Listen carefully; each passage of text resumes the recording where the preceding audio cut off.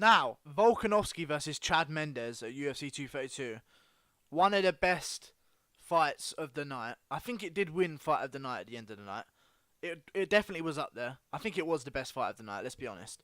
I said going into this fight, it was a clash of a similar style, a smothering, short guys for the weight class, wrestling, but I thought that Chad Mendes was going to be the more seasoned guy and he was going to be able to enact his game plan more effectively than the young up-and-comer. I did not do my research on this fight. Volkanovski has a 5.5-inch reach advantage that I didn't realise. So he's built for fighting. Yeah, and immediately it was apparent that Volkanovski could keep Chad Mendes on the outside with his jab. Chad Mendes was relying on the overhands, because that's kind of what he does. He throws the massive punches, he gets you hurt, and then he goes for the finish. But yeah, Chad Mendes, Volkanovski. Chad Mendes had the takedown advantage, definitely. I mean, he got Volkanovski down a couple times, surprised him with a few shots, I think.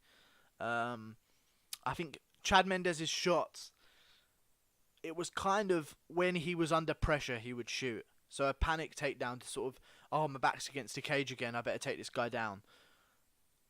I think he should have shot in the middle of the cage a bit more, because every time he shot, Volkanovski's right next to the cage wall, if that's what you want to call it, and it's easier to get back up from there, obviously. Chad Mendes would take Volkanovski down, but then Volkanovski would get straight back up.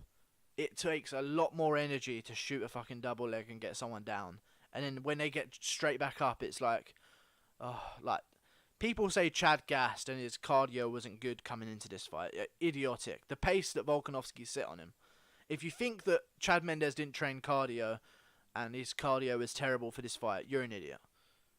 He most likely trained for 3 rounds of hard work, but Volkanovski just set a pace on him where he's always in his face. Chad Mendes was getting the better of the exchanges at the start in the first round. Volkanovski was landing a bit more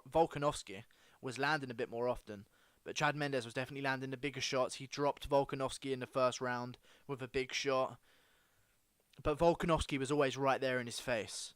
It won into exchange. Every time Chad threw and missed a big shot, Volkanovski, okay, a nice little jab, a knee to the body, a kick to the leg, just mixing up a bit more than Chad Mendes was. Chad Mendes pretty much only threw overhands this fight. I think he threw a few leg kicks, but Volkanovski was just staying on the outside, out-jabbing Chad Mendes, which is kind of easy to do because Chad T-Rex Mendes has got the arms of Artem Lobov. Let's be real. I mean, he has tiny, tiny arms. That's why they call him the T-Rex, I guess. But yeah, it was a great fight. And Chad Mendes retired after this fight. I'm kind of glad. He's going to need at least 4 wins in a row to get back to any kind of title shot. And if Holloway leaves the division and Aldo gets the title, by some chance, which is actually quite likely, Aldo is probably the favourite against Moicano, who he's fighting very soon on the ESPN card. If he gets his title back, Chad Mendes can't fight for the title, no matter how many times he wins in a row. So I think he's done the smart thing, and he thought, you know what, I'm not going to fight for peanuts anymore and no championship belt. I'm not going to fight this fucking 40 grand to show, 40 grand to win matches anymore. I've got the fight of the night bonus to retire on. I'm just going to do some other things. And I respect that because he's taken a lot of damage. In his last 4 fights, he's been knocked out 3 times. Conor McGregor, Frankie Edgar, both cold knockouts. Frankie Edgar slept him, but it wasn't as bad as Conor McGregor's one.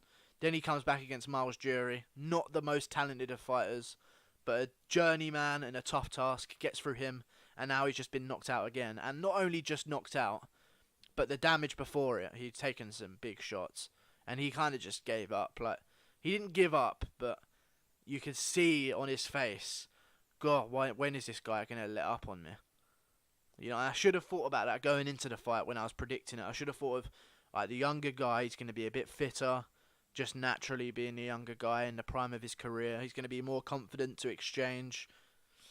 Chad Mendes, on his mind going into that fight is, I can't stand and trade with this guy. I've been knocked out twice in my last 3 fights. Volkanovski's state of mind, I've been going on a tear through the featherweight division. Chad Mendes is next for my way to get to the title. And Volkanovski looked real good. Real good. real smothering style. Chad Mendes, every time he took him down, Volkanovski turn away, claim the center of the cage, push Chad up against the fence, and basically forced Chad to try and land a big shot. That's all Chad had to do, is land a huge shot, get Volkanovski's respect, and then Volkanovski wouldn't be able to just walk him down the cage anymore. And that's what you get when you're trying to throw big shots and get a knockout and knock someone down over and over again. You miss. You get tired in the second round, and it's rough. So yeah, for people that are saying that Chad Mendes' cardio wasn't wasn't tip-top for this fight. He should have trained cardio. He got tired in the second round. It was a full camp. Just the pressure of Volkanovski, I think. And the way things happened. He'd get Volkanovski down. Oh, finally, a breather. Oh, he's back up again. Heavy breathing. Oh, a knee to the body. Oh, it blows the wind out of your stomach, you know. It was rough to see for Chad Mendes. But it was a great fight. Volkanovski looked sensational. Sensational. It was a clash of styles, but Volkanovski had more tools, I think. I think Volkanovski had way more tools. I want Chad Mendes to go to Bang Muay Thai, because under Dwayne Ludwig, his striking just was on another level. But I'm okay that he's retired. But Volkanovski, great fight. Another Australian taken over. We've got Whitaker, we've got Adesanya. Dan Hooker's still in the mix, even though he lost to Edson Barboza. We've got Taito Ivasa, who just lost. Tyson Pedro, who just lost. Never mind. Jake Matthews, who just lost. There's a lot of Aussies in the scene right now, is what I'm trying to say. And Volkanovski's the next one up. Will he be able to perform against the best of the best? We shall find out. We shall find out. I don't know what's going on in my throat right now. Yeah, I don't know who I want to see Volkanovski versus next. I feel like it'd be just either Frankie Edgar or Brian Ortega. I think I prefer his chances a lot more against Frankie Edgar, because it's another clash of styles, and I think he's the younger guy, more of a granite chin, more reliable chin. Even though Frankie Edgar's only been knocked out once, you know, he's taken some damage over the time. And even though he hasn't been knocked out more than once, he's certainly been dropped and rocked all over the octagon on multiple occasions. So, you know, yeah, I like, if Volkanovski takes on Frankie Edgar next, that's a great fight for Volkanovski. I think he wins that one all day. Even though Frankie Edgar's a tough veteran, I think Volkanovski... I honestly think Chad Mendes, even though he's lost to Frankie Edgar, is a kind of a better version than Frankie. A better version of Frankie. But he's more power-orientated, whereas Frankie's more pace-orientated. He likes to put the pressure on, put the pace on, guys. Volume over Chad's one-punch power, you know? So it'll be an interesting fight for Volkanovski, but I think that with the momentum, he can take that fight all day. And then there's Brian Ortega. I don't know who he's going to be fighting next. But that's also an interesting fight. Maybe Brian Ortega should take a while after that beating off Max Holloway. I don't want to see him straight back in there. You know, Brian Ortega, rest your head, because you've taken a pounding. And get back in there some point after. But yeah, those are the next fights at featherweight. Aldo versus Moicano coming up soon. And then let's just get Volkanovski versus Frankie Edgar done. But imagine if Moicano beats Aldo and Volkanovski beats Edgar, and people were saying there's no more challenges for Max. That will change up the scenario, the scenery in that division real quick. 2 old guys are out of the mix, 2 young guys up, ready for challenging Max. It might be enough to keep Max in the 145-pound division. I think he's waiting to see. Good shit, guys. Anyway, thanks for watching the video. Thanks for watching all the videos recently. They've been doing real good. Yeah. It's going to be a slow few weeks until we get to the first ESPN card with Dillashaw versus Cejudo. Don't have a lot to talk about. There's not much happening in the scene right now. But I'm getting these fights out. I'm doing these more in-depth breakdowns of what happened in fights.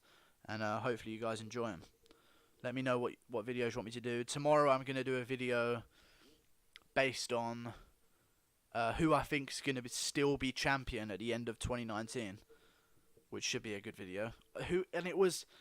I've forgotten his name, but someone in my comments suggested that. You know who you are. I think you have marks in your name. Thank you very much. Yeah. More videos to come. Stay tuned, guys. Like and subscribe. Thanks for watching.